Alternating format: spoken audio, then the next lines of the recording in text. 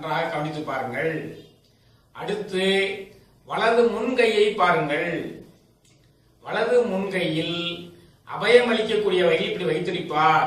அதற்கு அபயகஸ்தம் என்று பெயர். வலது முன்கையை பார்த்தீர்கள் என்றால் அருள் வழங்குவது போல் இருக்கும். அது அருளல் தொழிலை குறிக்கிறது. அருளல். அடுத்தது இடது முன்கையை பாருங்கள். இடது முன்கையானது ஒரு யானையினுடைய துதிக்கை போல நீண்டு கீழ் நோக்கி இப்படி இருக்கும். கீழ் நோக்கி தூக்கி இருக்கக்கூடிய இடது காலை காண்பித்தவாறு இருக்கும். அது எதை உணர்த்துகிறது என்றால் அந்த கைக்கு பேர் யானை வடிவத்தில் இருப்பதால் கஜகஸ்தம் என்று பெயர். அது தூக்கி நிற்கக்கூடிய இடது காலை காண்பித்துக் கொண்டிருப்பதால் அந்த இடது கால் பாதத்தில் தான் ஞானம் மறைந்திருக்கிறது, அதை பார் என்று நமக்கு உணர்த்துகிறது. ஆக